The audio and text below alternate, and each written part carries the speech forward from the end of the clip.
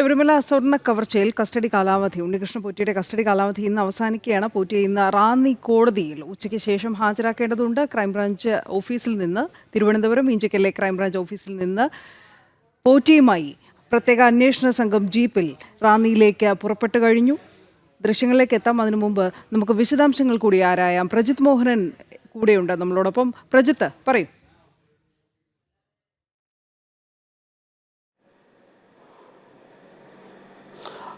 അല്പം മുൻപാണ് അന്വേഷണ സംഘം ഉണ്ണികൃഷ്ണൻ പോറ്റിയുമായി റാന്നിയിലേക്ക് പോയത്. 3 മണിക്ക് ഇന്ന് കോടതിയിൽ ഹാജരാക്കുമെന്നുള്ളതാണ് നമ്മൾ മനസ്സിലാക്കുന്നത്. ഇതിൽ ഏറ്റവും ശ്രദ്ധേയമായിട്ടുള്ള കാര്യം, ഈ 30-ാം തീയതി കസ്റ്റഡി കാലാവധി അവസാനിക്കുന്ന സാഹചര്യത്തിലാണ് ദ്വാരപാലക ശില്പ കേസിൽ അറസ്റ്റിലായ ഉണ്ണികൃഷ്ണൻ പോറ്റിയുമായി അന്വേഷണ സംഘം റാന്നിയിലേക്ക് പോകുന്നത്. ചെന്നൈയിലും ബാംഗ്ലൂരിലും ഒക്കെ എത്തിച്ചുള്ള 3 ദിവസത്തെ തെളിവെടുപ്പ്, അതിന് മുൻപോടുകൂടിയുള്ള ചോദ്യം ചെയ്യൽ, മുരാരി ബാബുവിനൊപ്പം ഇരുത്തിയേക്കുള്ള ചോദ്യം ചെയ്യൽ എന്നിവയുടെയൊക്കെ ശേഷമാണ് ഉണ്ണികൃഷ്ണൻ പോറ്റി അന്വേഷണ സംഘം ഇപ്പോൾ റാന്നി കോടതിയിൽ ഹാജരാക്കുന്നത്. ഇതിൽ ഏറ്റവും പ്രധാനപ്പെട്ട ഒരു വിഷയം എന്നുള്ളത് രണ്ടാമത്തെ കേസിൽ, അതായത് സ്വർണ്ണ കട്ടുള്ള പാളികളുടെ കവർച്ച കേസിൽ ഉണ്ണികൃഷ്ണൻ പോറ്റിയുടെ അറസ്റ്റ് ഇതുവരെ രേഖപ്പെടുത്തിയിട്ടില്ല എന്നൊരു വിഷയം അവിടെ നിലനിൽക്കുന്നുണ്ട്. അപ്പോൾ സ്വാഭാവികമായും കോടതിയിൽ ഹാജരാക്കുന്നപ്പോൾ ഈ അറസ്റ്റ് രേഖപ്പെടുത്തിയാണോ ഉണ്ണികൃഷ്ണൻ പോറ്റിയെ കോടതിയിലേക്ക് കൊണ്ടുപോകുന്നത് എന്നുള്ള കാര്യത്തിൽ നമുക്ക് ഈ ഘട്ടത്തിൽ വ്യക്തത വന്നിട്ടില്ല. അന്വേഷണ സംഘം അത്തരം വിവരങ്ങൾ പുറത്തുവിടുന്നില്ല എന്നുള്ളതാണ് നമ്മൾ മനസ്സിലാക്കേണ്ടത്. അപ്പോൾ അത് കോടതിയിൽ ഹാജരാക്കി പ്രൊഡക്ഷൻ വാറന്റ് അടക്കമുള്ളവ സമർപ്പിച്ച് കഴിയുമ്പോഴാണ് ഉണ്ണികൃഷ്ണൻ പോറ്റിയെ ഇന്ന് കോടതിയിൽ ഹാജരാക്കുന്ന സമയത്ത്, അതിന് മുൻപ്, അതായത് ഇന്ന് ഉണ്ണികൃഷ്ണൻ പോറ്റിയുടെ അറസ്റ്റ് രണ്ടാമത്തെ കേസിൽ രേഖപ്പെടുത്തിയിട്ടുണ്ടോ എന്നുള്ള കാര്യത്തിൽ വ്യക്തത വരിക. ഏതായാലും അന്വേഷണ സംഘം ഉണ്ണികൃഷ്ണൻ പോറ്റിയുമായി പോയിരിക്കുന്നു. ഇതിൽ ഇന്ന് രാവിലെ ADGP എച്ച് വെങ്കടേഷ് SITയുടെ ഓഫീസിലെത്തി അന്വേഷണ സംഘവുമായി കൂടിക്കാഴ്ച നടത്തിയിരുന്നു. അന്വേഷണ സംഘത്തലവൻ ആയിട്ടുള്ള എച്ച് വെങ്കടേഷ്, അന്വേഷണ ഉദ്യോഗസ്ഥനായിട്ടുള്ള SP ശശിധരൻ അടക്കമുള്ളവരുമായിട്ടാണ് ചർച്ച നടത്തിയത്. ഇതിൽ നിർണായകമായ തീരുമാനങ്ങൾ എടുത്തിട്ടുണ്ടാകാൻ തന്നെയാണ് സാധ്യത. പ്രത്യേകിച്ച് രണ്ടാമത്തെ കേസിൽ, കട്ടിളപ്പാളികൾ കവർന്ന കേസിൽ ഉണ്ണികൃഷ്ണൻ പോറ്റിയുടെ അറസ്റ്റ് രേഖപ്പെടുത്തുന്ന അടക്കമുള്ള കാര്യങ്ങൾ. രണ്ടാമത് ഈ മുരാരി ബാബുവുമായി ശബരിമല സന്നിധാനത്തിനകം തെളിവെടുപ്പ് നടത്തേണ്ടതുണ്ട്. ഉണ്ണികൃഷ്ണൻ പോറ്റിയും ഒരുപക്ഷെ സന്നിധാനത്തേക്ക് എത്തിച്ച് തെളിവെടുപ്പൊക്കെ നടത്തേണ്ട സാഹചര്യവും ഉണ്ട് എന്നുള്ള കാര്യങ്ങളുണ്ട്. അപ്പോൾ ഇതിന്റെയൊക്കെ അടിസ്ഥാനത്തിൽ രണ്ടാമത്തെ കേസിലും ഉണ്ണികൃഷ്ണൻ പോറ്റിയുടെ അറസ്റ്റ് രേഖപ്പെടുത്തി കൂടുതൽ ദിവസത്തേക്ക് കസ്റ്റഡിയിൽ വാങ്ങുമോ എന്നുള്ള കാര്യത്തിൽ ഇപ്പോഴും ഒരു അവ്യക്തത നിലനിൽക്കുന്നുണ്ട്. എന്തായാലും അറസ്റ്റ് രേഖപ്പെടുത്തിയേ കഴിയുകയുള്ളൂ. പക്ഷേ കസ്റ്റഡിയിൽ വാങ്ങുമോ അതോ റിമാൻഡിലേക്ക് വിടുമോ എന്നുള്ളതടക്കമുള്ള കാര്യങ്ങൾ കാത്തിരുന്ന് കാണേണ്ടതുണ്ട്. പ്രത്യേകിച്ച് രണ്ടാമത്തെ കേസ് നിർണായകവുമാണ് എന്നുള്ളത് നമ്മൾ മനസ്സിലാക്കേണ്ടിയിരിക്കുന്നു. കാരണം ദേവസ്വം ബോർഡ് അടക്കം നേരിട്ട് പ്രതിയാകുന്ന കേസാണ് രണ്ടാമത്തെ കട്ടിളപ്പാളി കവർച്ച കേസ് എന്നുള്ളതും അവിടെ നിൽക്കുന്നുണ്ട്. അപ്പോൾ സ്വാഭാവികമായും ആ കേസിന്റെ നടപടിക്രമങ്ങളും അതിവേഗത്തിൽ മുന്നോട്ട് പോകേണ്ട സാഹചര്യത്തിൽ കസ്റ്റഡിയിൽ എടുക്കുക എന്നൊരു ആവശ്യം അന്വേഷണ സംഘത്തിന് മുന്നിൽ ഉണ്ടാകാം. എന്നാലും അക്കാര്യത്തിലൊക്കെ വ്യക്തത വരണമെങ്കിൽ ഉണ്ണികൃഷ്ണൻ പോറ്റിയെ കോടതിയിൽ എത്തിക്കേണ്ടതുണ്ട്. ഇതിൽ ദ്വാരപാലക ശില്പങ്ങളുമായി ബന്ധപ്പെട്ട കേസിൽ ഉണ്ണികൃഷ്ണൻ പോറ്റിയുമായി കഴിഞ്ഞ കുറേ ദിവസമായി നടത്തിയിട്ടുള്ള തെളിവെടുപ്പ്, ചോദ്യം ചെയ്യൽ എന്നിവയുടെ വിശദാംശങ്ങൾ പരിശോധിക്കുമ്പോൾ അന്വേഷണ സംഘത്തിന് ആ കേസിൽ ആവശ്യമായ വിവരങ്ങൾ ലഭ്യമായിട്ടുണ്ട് എന്നുള്ളത് തന്നെ നമ്മൾ മനസ്സിലാക്കേണ്ടത്. 60.19 ഗ്രാം സ്വർണ്ണമാണ് വിജിലൻസ് റിപ്പോർട്ട് പ്രകാരം ദ്വാരപാലക ശില്പങ്ങളിൽ നിന്നുമായി, കട്ടിളപ്പാളികളിൽ നിന്നുമായി ഉണ്ണികൃഷ്ണൻ പോറ്റി അടങ്ങുന്ന സംഘം കവർന്നെടുത്തത് എന്നുള്ളൊരു വിഷയം അവിടെ നിലനിൽക്കുന്നുണ്ട്. ഇതിൽ 576 ഗ്രാം മാത്രമാണ് നിലവിൽ അന്വേഷണ സംഘത്തിന് കണ്ടെത്താനായിട്ടുള്ളത് എന്നുള്ളതും ഒരു വസ്തുതയാണ്. കോടതിയിലടക്കം സമർപ്പിച്ച റിപ്പോർട്ടിൽ അത് വ്യക്തമായി പറയുന്നുണ്ട്. അപ്പോൾ ബാക്കി സ്വർണം എവിടെ എന്നുള്ളൊരു ചോദ്യവും ഇപ്പോഴും ബാക്കിയാണ്. ആ സ്വർണം കണ്ടെത്താനടക്കമുള്ള നടപടിക്രമങ്ങളുമായി അന്വേഷണ സംഘം മുന്നോട്ട് പോകുമോ എന്നുള്ളതും കാത്തിരുന്ന് കാണണം. ഇനി ഈ ദ്വാരപാലക ശില്പങ്ങളുമായി ബന്ധപ്പെട്ട കേസിൽ ഉണ്ണികൃഷ്ണൻ പോറ്റിയുടെ മൊഴികളും ഈ നടത്തിയ തെളിവെടുപ്പ് രേഖകളും അല്ലെങ്കിൽ തെളിവെടുപ്പിൽ കണ്ടെത്തിയ കാര്യങ്ങളുമൊക്കെ ഏകദേശം ഒന്ന് മാച്ച് ആവുന്നുണ്ട് എന്നുള്ളൊരു കാര്യം കൂടി ഈ ഘട്ടത്തിൽ പറയാതിരിക്കാൻ വയ്യ. പ്രത്യേകിച്ച് ഉണ്ണികൃഷ്ണൻ പോറ്റി ഈ സ്വർണം താൻ ഗോവർദ്ധൻ എന്ന് പറയുന്ന ശബരിമലയിൽ സ്പോൺസറായി അവതരിപ്പിച്ച ഗോവർദ്ധന് വിറ്റു എന്നുള്ളൊരു മൊഴി അന്വേഷണ സംഘത്തിന് നൽകിയിട്ടുണ്ടായിരുന്നു. ഈ പണം ഉപയോഗിച്ച് റിയൽ എസ്റ്റേറ്റ് പോലെയുള്ള ഭൂമി കച്ചവടം അടക്കമുള്ള കാര്യങ്ങളിൽ പണം നിക്ഷേപിച്ചു എന്നതും ഉണ്ണികൃഷ്ണൻ പോറ്റി നേരത്തെ നൽകിയ മൊഴിയായി പുറത്തു വന്നതാണ്. അപ്പോൾ സ്വാഭാവികമായും ഉണ്ണികൃഷ്ണൻ പോറ്റിയുമായി ബാംഗ്ലൂരുവിൽ നടത്തിയിട്ടുള്ള പരിശോധനയിൽ കണ്ടെത്തിയ ഒന്ന്, ഗോവർദ്ധന്റെ ജുവലറിയിൽ നിന്ന് കണ്ടെത്തിയിട്ടുള്ള 400-ലധികം ഗ്രാം വരുന്ന സ്വർണ്ണക്കട്ടി, ഉണ്ണികൃഷ്ണൻ പോറ്റിയുടെ ബംഗളൂരുവിലെ വീട്ടിൽ നിന്ന് ലഭിച്ച 176 ഗ്രാം വരുന്ന സ്വർണം, അതോടൊപ്പം തന്നെ ഉണ്ണികൃഷ്ണൻ പോറ്റിയുടെ തിരുവനന്തപുരത്തെയും ബാംഗ്ലൂരിലെയും വീടുകളിൽ നിന്ന് കണ്ടെത്തിയ ഭൂമി ഇടപാട് രേഖകൾ അടക്കമുള്ള ആധാരങ്ങളടക്കമുള്ള തെളിവുകൾ, ഇവയെല്ലാം വെച്ച് നോക്കുമ്പോൾ ഉണ്ണികൃഷ്ണൻ പോറ്റി ഗോവർദ്ധന് സ്വർണം വിറ്റു എന്നുള്ളതും ആ സ്വർണത്തിന്റെ പ്രതിഫലമായി ലഭിച്ച തുക അത് താൻ ഈ പറയുന്ന രീതിയിൽ റിയൽ എസ്റ്റേറ്റിലെ ഭൂമി ഇടപാടിലടക്കം നിക്ഷേപിച്ചു എന്നുള്ള ഉണ്ണികൃഷ്ണൻ പോറ്റിയുടേതായി പുറത്തു വന്ന മൊഴികളുടെ കുറച്ച് തെളിവുകളും അന്വേഷണ സംഘത്തിന് ലഭിച്ചിട്ടുണ്ട് എന്നുള്ളതാണ് ഇത്രയധികം ദിവസത്തെ അന്വേഷണത്തിന്റെ പ്രത്യേകത. അതോടൊപ്പമാണ് മുരാരി ബാബുവിനെ കസ്റ്റഡിയിലെടുത്ത് ചോദ്യം ചെയ്യുന്ന സാഹചര്യവും ഇതിൽ അന്വേഷണ സംഘത്തിന് മുന്നോട്ട് കൊണ്ടുപോകാനായി. എന്തായാലും എല്ലാ കാര്യങ്ങളും ദേവസ്വം ബോർഡ് അറിഞ്ഞാണ് കാര്യങ്ങൾ മുന്നോട്ട് കൊണ്ടുപോയത് എന്നുള്ള മൊഴിയാണ് മുരാരി ബാബു പ്രത്യേക അന്വേഷണ സംഘത്തിന് നൽകിയത് എന്നുള്ളതും നമ്മൾ മനസ്സിലാക്കുന്നുണ്ട്. അപ്പോൾ നടപടിക്രമങ്ങളുമായി അന്വേഷണ സംഘം മുന്നോട്ട് മുന്നോട്ട് പോവുകയാണ്. പക്ഷേ ഒരു വശത്ത് BJP അടക്കമുള്ള സംഘടനകൾ ഇപ്പോഴും CBI അന്വേഷണം അടക്കമുള്ള ആവശ്യമുയർത്തി ശക്തമായ നിലപാട് സ്വീകരിക്കുന്ന സാഹചര്യവുമുണ്ട്. കാരണം SIT അല്ല ഈ വിഷയത്തിൽ അന്വേഷണം നടത്തേണ്ടത്, ഒരു കേന്ദ്ര ഏജൻസിയാണ് എന്നുള്ള ആവശ്യമാണ് അവർ മുന്നോട്ട് വയ്ക്കുന്നത്. അപ്പോഴും ഉണ്ണികൃഷ്ണൻ പോറ്റി, മുരാരി ബാബു എന്നിവരെ അറസ്റ്റ് ചെയ്ത് അന്വേഷണ സംഘം നടപടികളുമായി മുന്നോട്ട് പോകുക എന്നുള്ളത് ഇനി അന്നത്തെ ഈ പറയുന്ന FIR-ലടക്കം പരാമർശിക്കുന്ന അന്നത്തെ ദേവസ്വം കമ്മീഷണർ അടക്കമുള്ള തിരുഭാവനം കമ്മീഷണർ അടക്കമുള്ള ആളുകൾ, മറ്റ് ദേവസ്വം സെക്രട്ടറി അടക്കമുള്ള മറ്റ് ഉദ്യോഗസ്ഥർ എന്നിവരെല്ലാം വിളിച്ചു വരുത്തി ചോദ്യം ചെയ്യുകയും മൊഴിയെടുക്കുകയും അവരുടെ അറസ്റ്റ് അടക്കമുള്ള നടപടികളിലേക്ക് അന്വേഷണ സംഘം കടക്കുമോ എന്നുള്ളത് കാത്തിരുന്ന് കാണേണ്ടതുണ്ട്. ഒപ്പം ഈ കേസുകളിലെ ഏറ്റവും നിർണായകമായ അന്നത്തെ ദേവസ്വം ബോർഡ് പ്രസിഡന്റ് അടക്കമുള്ളവരെ അന്വേഷണ സംഘം എന്ന് മൊഴിയെടുക്കുമെന്നടക്കമുള്ള ചോദ്യങ്ങളും ഈ ഘട്ടത്തിൽ ബാക്കിയായി നിൽക്കുന്നുണ്ട്. അനു, പ്രജിത്ത് സൂചിപ്പിച്ച പോലെ തന്നെ കേന്ദ്ര ഏജൻസിയുടെ അന്വേഷണം തുടക്കം മുതൽ തന്നെ ഈ ഒരു വിഷയത്തിൽ ഹൈന്ദവ സംഘടനകൾ BJP ആവശ്യപ്പെടുന്നുണ്ട്. പക്ഷേ ഈ നമുക്കറിയാം, സ്വർണ്ണ കവർച്ചയിൽ കൂടുതൽ ഉന്നതർക്ക് പങ്കുണ്ട് എന്നത് പകൽ പോലെ വ്യക്തമാണ്. ഇനി അവരിലേക്ക് കൂടിയാണ് കേസ് അന്വേഷണം നീളേണ്ടത്. പക്ഷേ അവരിലേക്ക് എത്താൻ ശക്തമായ തെളിവുകൾ, കൂടുതൽ ശക്തമായ തെളിവുകൾ ആവശ്യമായി വരും. പ്രജിത്ത്, ഈ പ്രത്യേക അന്വേഷണ സംഘം SIT അതിലേക്കൊക്കെ കടന്നിട്ടുണ്ടോ? കാരണം 2019 മുതൽ 25 കാലഘട്ടം വരെയുള്ള ദേവസ്വം ബോർഡ് പ്രസിഡന്റുമാർ ഒപ്പം ദേവസ്വം ബോർഡ് അംഗങ്ങൾക്കൊക്കെ ഇതിൽ പങ്കുണ്ടാകാനുള്ള സാധ്യത എത്രത്തോളമാണെന്ന് ആവർത്തിച്ച് വിവിധ സംവാദങ്ങളിലൂടെയും അല്ലാതെയും ഒക്കെ നമ്മൾ കേട്ടതുമാണ്, അറിഞ്ഞതുമാണ്. ഇനി 2019 അല്ലെങ്കിൽ ഈ വർഷം 2025 ഈ 2 വർഷത്തെ മാത്രം പരിശോധിച്ചാൽ പോലും ദേവസ്വം ബോർഡ് പ്രസിഡന്റുമാർക്കുള്ള പങ്ക് അത് വ്യക്തമാണ്.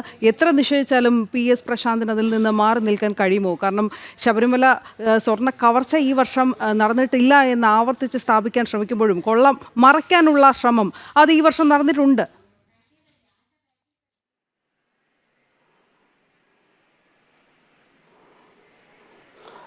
അനു, 2 ദേവസ്വം ബോർഡ് കാലയളവ്, ഒന്ന് 2019-ലെയും 2025-ലെയും ദേവസ്വം ബോർഡുകൾക്ക് ഈ സ്വർണ്ണ കവർച്ചയുമായി ബന്ധപ്പെട്ട് അല്ലെങ്കിൽ ഹൈക്കോടതി അടക്കം കണ്ടെത്തിയ നിർണായകമായ ഇടപെടലുകളുണ്ട്. ഒന്ന്, സ്വർണ്ണ കവർച്ചയ്ക്ക് 2019 നേതൃത്വം നൽകുന്നത് അന്നത്തെ ദേവസ്വം ബോർഡാണ് എന്നുള്ളതിൽ തർക്കമില്ലാതെ പറയാൻ കഴിയുന്ന തെളിവുകൾ പുറത്തു വന്നിട്ടുണ്ട്. പ്രത്യേകിച്ച് നമ്മൾ തന്നെയാണ് ആദ്യം ഒരു ദേവസ്വം നിയമപ്രകാരം ഈ പറയുന്ന എല്ലാ നടപടിക്രമങ്ങളും ഇപ്പോൾ ദേവസ്വം സെക്രട്ടറിയുടെ ഉത്തരവ് പ്രകാരമാണ് അന്ന് ഈ സ്വർണ്ണം കൊടുത്തുവിട്ടതെന്നടക്കമുള്ള വാദങ്ങളൊക്കെ ഉപയോഗിച്ച് ഉദ്യോഗസ്ഥരുടെ തലയിലിടാൻ ഈ ശ്രമങ്ങളൊക്കെ നടത്തിയിരുന്നു. പക്ഷേ ദേവസ്വം സെക്രട്ടറി എന്നൊക്കെ പറയുന്നത് ദേവസ്വം ബോർഡ് പ്രസിഡന്റ് അടക്കമുള്ളവരുടെ ഉത്തരവുകൾ, ആ ഉത്തരവുകളിൽ ഇപ്പോൾ സർക്കാരിന്റെ ഉത്തരവ് വരുമ്പോൾ ഗവർണറുടെ നിർദ്ദേശപ്രകാരം ഒരു വകുപ്പ് സെക്രട്ടറി ഉത്തരവിടുന്നത് എന്ന് പറയുന്നത് പോലെ ദേവസ്വം ബോർഡിന്റെ തീരുമാനപ്രകാരം ആ തീരുമാനത്തിൽ ഒപ്പിടുന്ന ആൾ മാത്രമാണ് ദേവസ്വം സെക്രട്ടറി എന്നുള്ളതടക്കം വസ്തുതകളുടെയും നിയമത്തിന്റെയും അടിസ്ഥാനത്തിൽ ജനൻ TV തെളിയിച്ചതാണ്. അപ്പോൾ അന്നത്തെ ദേവസ്വം ബോർഡ് പ്രസിഡന്റ് അടക്കമുള്ളവർക്ക് ഈ സ്വർണ്ണ കവർച്ചയിൽ പങ്കുണ്ട് എന്നുള്ളതിന് നിർണായകമായ തെളിവുകളും അല്ലെങ്കിൽ ആ രീതിയിലുള്ള വസ്തുതകളും പുറത്തു വന്നതുമാണ്. പിന്നീട് ഹൈക്കോടതി അടക്കം കർശനമായ നിർദ്ദേശം നൽകിയിരുന്നു, ഉന്നതരുടെ പങ്ക് ഇതിൽ പരിശോധിക്കപ്പെടണമെന്നുള്ളത്. സ്വർണ്ണ പാളി കവർച്ച കേസിൽ അന്നത്തെ ദേവസ്വം ബോർഡ് നിലവിൽ പ്രതിയുമാണ്. അപ്പോൾ സ്വാഭാവികമായും അന്നത്തെ ദേവസ്വം ബോർഡ് പ്രസിഡന്റ് അടക്കമുള്ളവരെ വിളിച്ചു വരുത്തി അവരെ അറസ്റ്റ് ചെയ്യുന്ന നടപടികളിലേക്കൊക്കെ പോകേണ്ടി വരും അന്വേഷണ സംഘത്തിന് എന്നുള്ള കാര്യത്തിൽ തർക്കമില്ല. അതോടൊപ്പം തന്നെയാണ് 2025 നിലവിലത്തെ ദേവസ്വം പ്രസിഡന്റായിട്ടുള്ള PS പ്രശാന്ത് അതിനെതിരെ ഗുരുതരമായ കണ്ടെത്തലുകൾ നേരത്തെ ഹൈക്കോടതിയുടെ ഇടക്കാല ഉത്തരവിലുണ്ടായിരുന്നു. ഒന്ന്, ഈ സ്വർണ്ണപ്പാളി കൊണ്ടുപോയതുമായി ബന്ധപ്പെട്ട് അന്നത്തെ ദേവസ്വം ബോർഡ് പ്രസിഡന്റ് അടക്കമുള്ളവരുടെ ഇടപെടലുകൾ കൃത്യമാണ്. 2, ഈ സ്വർണ്ണക്കവർച്ച മറച്ചു വെക്കാൻ വേണ്ടി 2025 വീണ്ടും ഈ സ്വർണ്ണപ്പാളികളിൽ പൂശൽ നടത്താനുള്ള ഒരു ശ്രമം ഉണ്ടായിരുന്നല്ലോ. ഈ ശ്രമമാണ് ഹൈക്കോടതി കൃത്യമായി എടുത്തു പറയുന്നത്. ഒന്ന്, ദേവസ്വം കമ്മീഷണർ സ്മാർട്ട് ക്രിയേഷൻസിന് ഈ സ്വർണ്ണപ്പാളികൾ കൊടുത്തുവിടരുത്, തിരുവാഭരണം കമ്മീഷണർ സ്മാർട്ട് ക്രിയേഷൻസിന് ഈ സ്വർണ്ണപ്പാളികൾ കൊടുത്തുവിടേണ്ട കാര്യമില്ല എന്നുള്ളൊരു നിലപാട് ആദ്യം സ്വീകരിക്കുമ്പോൾ അത് തിരുത്താൻ വേണ്ടി ഇടപെട്ടത് ഇന്നത്തെ ദേവസ്വം ബോർഡ് പ്രസിഡന്റ് PS പ്രശാന്താണ് എന്നുള്ള കാര്യത്തിൽ കോടതിയുടെ കണ്ടെത്തൽ വന്നിട്ടുണ്ട്. 2, ഈ ദേവസ്വം ബോർഡ് പ്രസിഡന്റ് അടക്കമുള്ളവർ ബോധപൂർവം ഉണ്ണികൃഷ്ണൻ പോറ്റിയുടെ കയ്യിൽ തന്നെ ഈ പറയുന്ന പാളികൾ കൊടുത്തുവിടാൻ ശ്രമിച്ചു, അല്ലെങ്കിൽ അങ്ങനെ ഒരു തീരുമാനം എടുക്കുന്നതിലേക്ക് അവർ അതിന് ബോധപൂർവം ശ്രമം നടത്തി എന്നുള്ള കാര്യമൊക്കെ ഹൈക്കോടതിയുടെ കണ്ടെത്തലുകളായി വന്നിട്ടുള്ളതാണ്. അപ്പോൾ സ്വാഭാവികമായും നിലവിലത്തെ ദേവസ്വം ബോർഡ് പ്രസിഡന്റ് അടക്കമുള്ളവർ ആരോപണ മുന്നിലാണ്. ഇനി സ്വർണ്ണ കവർച്ച മറച്ചു പിടിക്കാൻ എന്തിനിവർ ശ്രമം നടത്തി എന്നുള്ള ചോദ്യങ്ങൾക്ക് PS പ്രശാന്ത് അടക്കമുള്ളവർ മറുപടി പറഞ്ഞേ കഴിയുകയുള്ളൂ. പക്ഷേ PS പ്രശാന്തൊക്കെ ഇപ്പോഴും പറയുന്നത് തങ്ങൾ ഇത് ഹൈക്കോടതിയെ ബോധ്യപ്പെടുത്തും എന്നുള്ളതാണ്. ഹൈക്കോടതിയിലെ സ്റ്റാൻഡിംഗ് കൗൺസിലിന്റെ വഴി ഇത് ഹൈക്കോടതിയിൽ ഈ വിവരങ്ങൾ എന്തുകൊണ്ട് തങ്ങൾ നിലപാടുകൾ എടുത്തു എന്നുള്ള കാര്യങ്ങൾ ബോധ്യപ്പെടുത്തി എന്നുള്ളതും കഴിഞ്ഞ ദിവസം മാധ്യമങ്ങളെ കണ്ടപ്പോൾ PS പ്രശാന്ത് പറഞ്ഞിരുന്നു. പക്ഷേ അപ്പോഴും ഹൈക്കോടതിയുടെ ശക്തമായ നിരീക്ഷണങ്ങൾ ഈ പറയുന്ന ഉന്നതരുടെ പങ്കിൽ കൃത്യമായി അന്വേഷണം നടക്കണമെന്നുള്ള നിർദ്ദേശമടക്കം SITക്ക് മുന്നിൽ വെച്ചിട്ടുണ്ട്. SITയുടെ ഒരു നടപടിക്രമങ്ങൾക്ക് ഓരോ 14 ദിവസം കൂടുമ്പോഴും അന്വേഷണ സംഘത്തിന്റെ നടപടിക്രമങ്ങൾ കോടതി തുടർച്ചയായി വിലയിരുത്തുന്ന സാഹചര്യവും നിലനിൽക്കുന്നുണ്ട്. അതുകൊണ്ട് തന്നെ നമുക്ക് നിലവിൽ കോടതിയിൽ പ്രതീക്ഷ അർപ്പിച്ച് ഈ പറയുന്ന രീതിയിൽ ഈ ഉന്നതരായിട്ടുള്ള അന്നത്തെ ദേവസ്വം ബോർഡ് പ്രസിഡന്റ്, ഇന്നത്തെ ദേവസ്വം ബോർഡ് പ്രസിഡന്റ്, ബോർഡ് അംഗങ്ങൾ എന്നിവരടക്കമുള്ളവരിലേക്ക് ഈ അന്വേഷണം പോകുമെന്നും അവരും അന്വേഷണ സംഘത്തിന് മൊഴി നൽകേണ്ട സാഹചര്യം ഉണ്ടാകുമെന്നും ആവശ്യമെങ്കിൽ അറസ്റ്റ് രേഖപ്പെടുത്തുന്ന നടപടികളിലേക്ക് പോകുമെന്നുള്ളതൊക്കെ വരും ദിവസങ്ങളിൽ പ്രതീക്ഷിക്കാവുന്നതാണ്. നിലവിൽ പക്ഷേ ഉണ്ണികൃഷ്ണൻ പോറ്റിയിലും മുരാരി ബാബുവിലും വലതുവശത്ത് കാണുന്നത് വൈദ്യപരിശോധനയ്ക്കായി ഉണ്ണികൃഷ്ണൻ പോറ്റിയെ ജനറൽ ആശുപത്രിയിൽ എത്തിച്ചതിന്റെ തത്സമയ ദൃശ്യങ്ങളാണ്. റാന്നി കോടതിയിലേക്ക് പോകും വഴിയാണ് തിരുവനന്തപുരം ജനറൽ ആശുപത്രിയിൽ നിന്ന് വൈദ്യപരിശോധനയ്ക്ക് ശേഷമായിരിക്കും റാന്നി കോടതിയിലേക്ക് ഉള്ള യാത്ര ആരംഭിക്കുക. പ്രത്യേക അന്വേഷണ സംഘം ഉണ്ണികൃഷ്ണൻ പോറ്റിയെ ഈഞ്ചക്കലെ ക്രൈംബ്രാഞ്ച് ഓഫീസിൽ നിന്ന് ഇവിടേക്ക് എത്തിച്ചു കഴിഞ്ഞു. ഈ തത്സമയ ദൃശ്യങ്ങൾ നമ്മൾ കാണുന്നുണ്ട്. പ്രജിത്ത്, തുടരാം.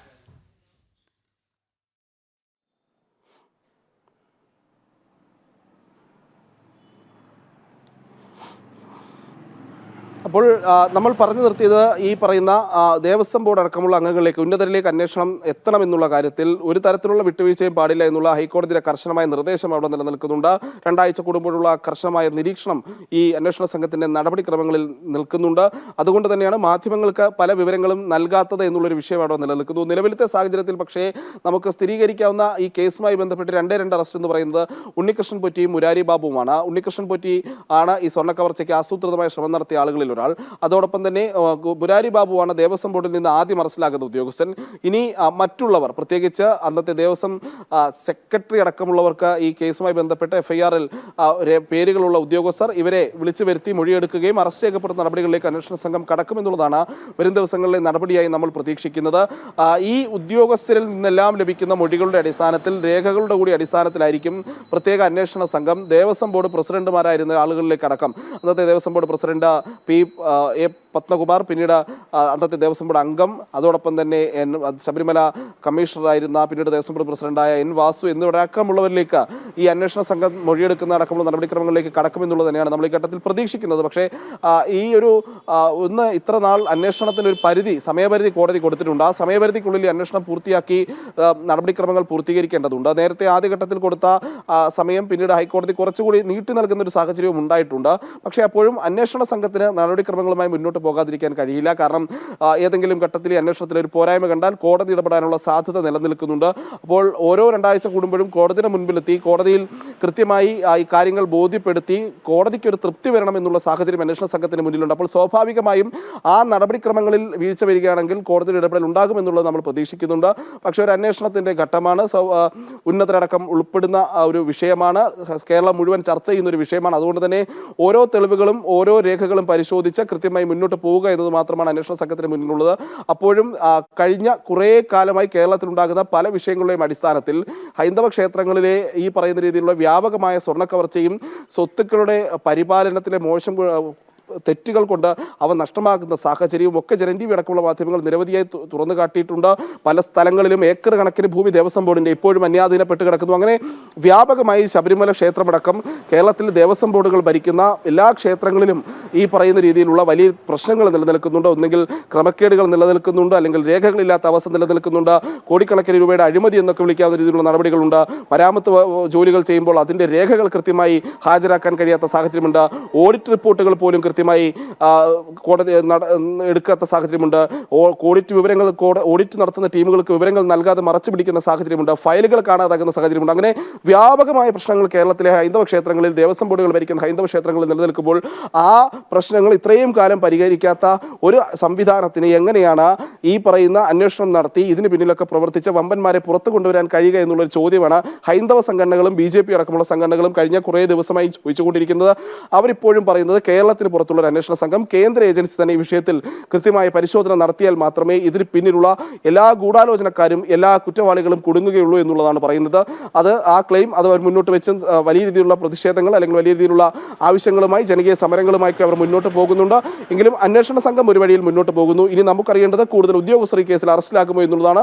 ദേവസ്വം ബോർഡ് പ്രസിഡന്റ് അടക്കമുള്ളവരിലേക്ക് ഈ അന്വേഷണ സംഘം എത്തുമോ എന്നുള്ളടക്കമുള്ള ചോദ്യങ്ങൾ അങ്ങനെ നിലനിൽക്കുകയാണ്.